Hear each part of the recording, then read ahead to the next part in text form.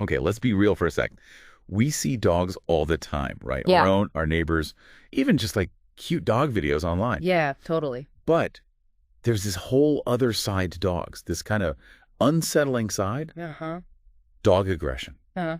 And that's what we're going to deep dive into today. Right, right. And it's not even just about like avoiding getting bitten. It's about really understanding like why it happens, and spotting those warning signs before things get out of hand. Exactly. We've got a whole bunch of sources here. We've got practical guides for, staying safe, some vet-approved tips. We've even got some stories from dog trainers, like people who've been there, done that. Yeah, the trenches. And the goal, to equip you, the listener, with all the knowledge you need to make those smart decisions and hopefully prevent a dog attack from happening in the first place. One thing that really jumped out at me from all this research is that so much of what we like label as aggression, it's actually coming from fear, anxiety, or even like medical stuff going on. Whoa, hold on. So you're saying like a sudden change in a dog's behavior could actually be a sign that something's medically wrong? Yeah, absolutely. It's something to like always keep in the back of your mind. If a dog that's usually super chill suddenly starts snapping or growling, that could be their way of saying, hey, something hurts. Okay, that's a huge takeaway for me already. Any like drastic change, straight to the vet. Yeah, for sure. Better safe than sorry, right. Rule out any medical stuff before you, jump to conclusions about their behavior. Okay, yeah, that makes a lot of sense. Now, there are different types of aggression, right? Yeah. Like, it's not all the same. Right, yeah, our sources, they mention a whole bunch. Like, there's fear aggression, where the dog's, like, lashing out because they feel threatened. There's anxiety aggression, which can be, like, triggered by unfamiliar places or, like, really loud noises.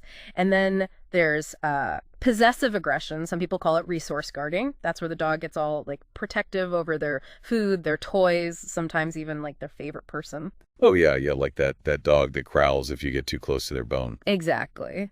And then, of course, there's territorial aggression, where they're protecting their space, and even predatory aggression, which explains why some dogs chase cars or bikes. Yeah, okay, it's not always about the dog being, quote unquote, mean.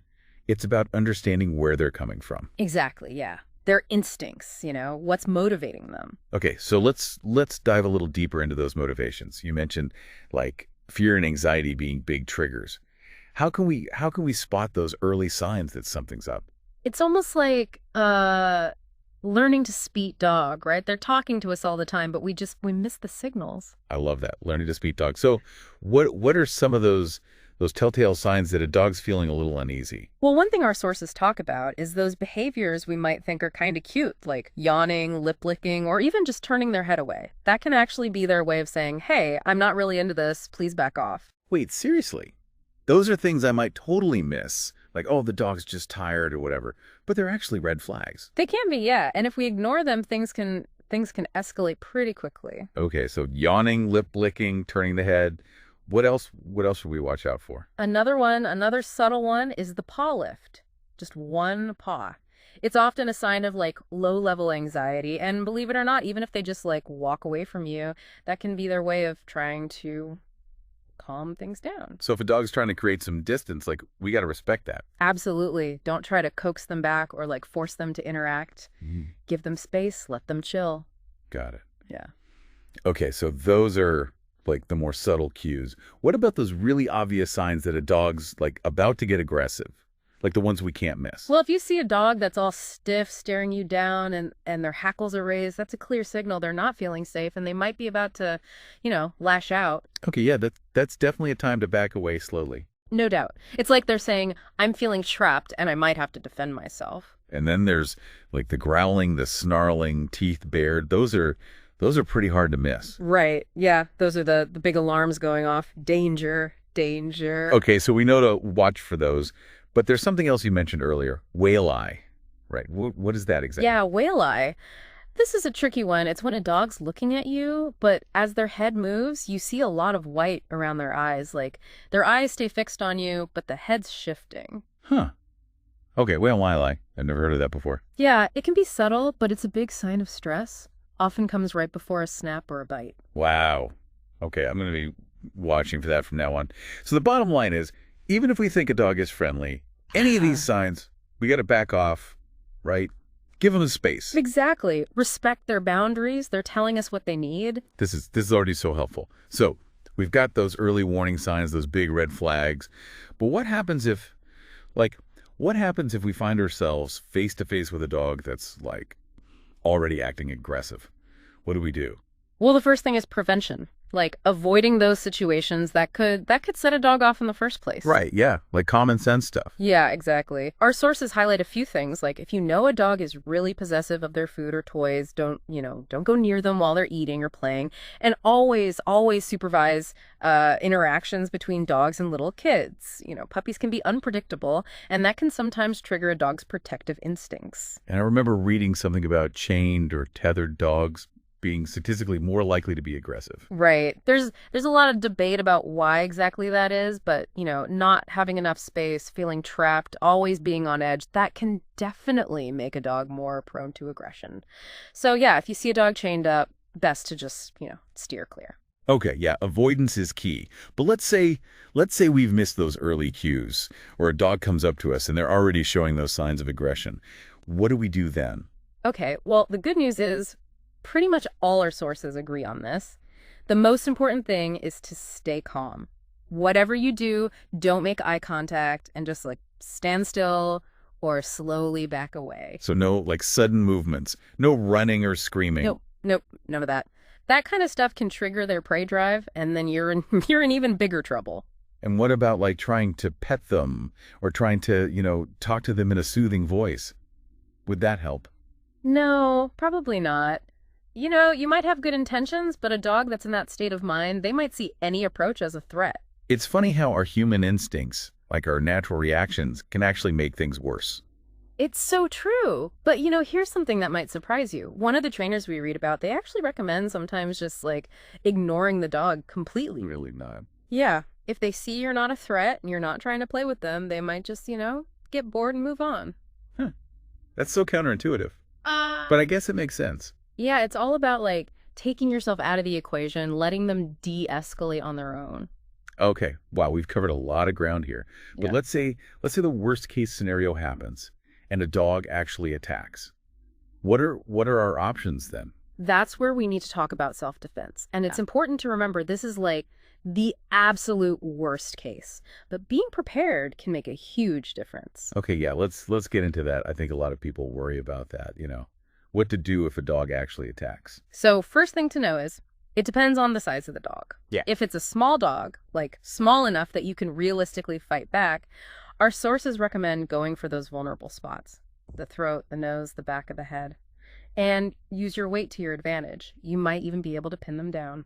Yeah, that makes sense. But what about a really big dog? A dog where overpowering them just isn't an option. In those situations, your priority is protecting yourself. Cover your head, your neck, your chest. Try to curl up in a ball. Make yourself look as non-threatening as possible. Sometimes that can be enough to, de-escalate the situation. One of the sources mentioned something I found really surprising. They said if you get bitten, don't pull away. I know, it seems counterintuitive, right? But they explain that pulling away can actually make the injury worse. So it's about minimizing the damage, even if it feels unnatural. Exactly. And remember, fighting back should always be the very last resort. Any injury, no matter how small, you need to get it checked out by a doctor. This isn't about, winning a fight. It's about survival. Absolutely. Okay, so we've talked about what to do during an attack, but what about after? I mean, obviously medical care is the first priority, but what about reporting the incident? Reporting is super important, even if it seems like a minor bite. It helps protect other people, and it lets animal control know what's going on so they can assess the situation and hopefully prevent anything else from happening. Okay. Yeah, that makes sense. Now let's shift gears a bit. What about if it's your own dog that's showing aggression? We've already talked about taking them to the vet to rule out medical stuff, but what about training? Yeah, professional training can be a game changer, both for the dog and for you. And, something that comes up over and over again in our research is that punishment, actually makes aggression worse. Really? So no, yelling, hitting, or anything like that? Right, yeah. Positive reinforcement, understanding what the dog needs, that's the foundation for successful training. That's interesting. I think a lot of people myself included, might think you need to be like firmer with an aggressive dog. But Yeah. it sounds like that could actually backfire. Yeah, it can. It's about dealing with the emotions behind the behavior, not just trying to stop the behavior itself. Okay, I'm definitely intrigued to learn more about this positive reinforcement approach. It sounds like a whole different way of thinking. It's amazing how much we're learning about like the subtleties of how dogs think and how they act. We've talked about like those warning signs, how important it is to avoid those risky situations, even like what to do if a dog actually attacks. But it sounds like this positive reinforcement training, that's really the key to dealing with aggression, like getting to the root of it. Yeah, it really is. And it's about like changing how we see things. Instead of thinking of aggression as something we need to punish, we need to see it as a way the dog's trying to communicate with us. It's often like the only language they know. That's a really powerful way to put it. So how do we get away from that instinct to punish and move towards this positive reinforcement thing? Well, one of the trainers we read about, they said, imagine like a kid throwing a tantrum because they're scared of the dark. Would you punish them for being scared? Or would you try to like understand their fear and help them get over it? Okay, that's a good point. It's like we often react to a dog's fear with our own human emotions instead of trying to see things from their point of view. Exactly. And that's where like empathy comes in. Instead of focusing on like stopping the behavior, we got to address the feeling behind it. So what does that look like in real life? Like what are some actual things we can do to create a more positive, supportive environment for our dogs? Well, the first thing, and this came up again and again in our sources, is building trust. Dogs need to feel safe and confident in their environment. And that starts with like the basics, right? Food, water, shelter, exercise, and of course, affection. Right, the essentials. But how do we actually use this positive reinforcement thing in those specific situations where like aggression might happen? So that's where these training techniques come in, like desensitization and counter conditioning. They sound kind of complicated, but they're actually pretty simple. Okay, yeah, break it down for us. Okay, so let's say your dog gets aggressive every time someone comes to the door. That's a pretty common one. Oh yeah, I've seen that. My friend's dog goes crazy whenever the doorbell rings. Right. So in that case, you'd start by like exposing your dog to that trigger, the doorbell, the sound of someone coming up the walk, but at a really low level, like so low that it doesn't freak them out. So like maybe play a doorbell sound really quietly at first. Exactly. And while that sound's playing, you give them something good, like a treat or a toy, something they love. And then over time, you gradually make the sound a little louder, but you always pair it with that positive reinforcement. So you're basically like changing how they feel about that sound. Instead of being scared and aggressive, they learn to connect it with something good. You got it. It takes time and it takes patience. But you're basically like rewiring their brain to react differently to that trigger. That's pretty cool. So is that like the basic idea behind most positive reinforcement training, gradually exposing them to the thing that scares them while rewarding them for staying calm? Yeah, that's a big part of it. And remember, dogs are all different, just like people. Some dogs learn faster than others. Some might need a little more time and support. Right. It's not like one size fits all. Exactly. You got to figure out what works best for your dog, their personality, their needs. One thing that surprised me when I was reading about training was that sometimes the best way to deal with a dog's aggression is to actually ignore it. I know, right? It seems kind of counterintuitive. But sometimes ignoring those attention-seeking behaviors, especially if they're coming from anxiety or insecurity, that can actually help them calm down. So if a dog's like barking or lunging to get attention, and we give them that attention, even if it's negative attention, we're kind of rewarding them for acting that way. Yeah, that's the idea. It's like they learn, hey, if I act out, I get a reaction. But if you don't react, you're taking away that reward. So basically, by not like engaging with them, you're teaching them that those behaviors don't get them what they want. Exactly. Now, obviously, this depends on the situation. You wouldn't ignore a dog that's like actively biting or attacking. But for those like attention-grabbing behaviors, sometimes a little strategic ignoring can go a long way. Okay, that's a good tip. It's amazing how much like our reactions or even our lack of reaction can influence how a dog behaves. It really shows how important it is to like understand how dogs communicate. And speaking of communication, I wanted to talk about something else that came up a lot in our research. Tools like muzzles and harnesses. Oh yeah, I've heard like mixed things about those. Some people think they're like cruel or unnecessary. What do the experts have to say? Well, it's kind of complicated. Muzzles, for example, they get a bad rap, but they can actually be really helpful, especially when safety is a concern. So like not a punishment, but more like a safety measure. Exactly. Like, if you're working with a dog that's, bitten someone before, a muzzle lets you train them and help them socialize without putting other people at risk. Or if you're taking a dog that's, like, really reactive to a crowded place, a muzzle can give you and everyone else a little peace of mind. Yeah. Okay, that makes sense. It's about being responsible. Totally. And it's super important to choose the right kind of muzzle and make sure it fits right. It shouldn't be uncomfortable, and the dog should still be able to pant and drink water. Got it. So muzzles are about safety. What about harnesses? Those seem to be like getting more popular. Yeah, they are, and for good reason. Harnesses can be a much better option than a regular collar, especially for dogs that pull on the leash or lunge at things. So they're like more comfortable for the dog. Yeah, they distribute the pressure more evenly across their chest so it doesn't hurt their neck, and they can even help with reactivity. Really?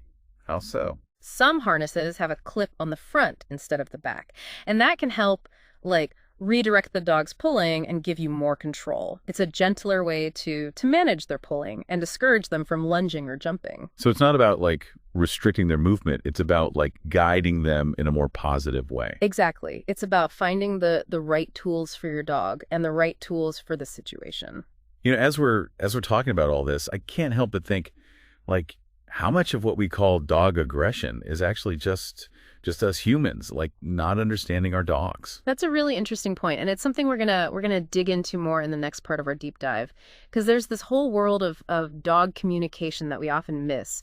Those subtle cues, those signals they use to try to calm things down, those expressions of fear and anxiety that we might see as aggression.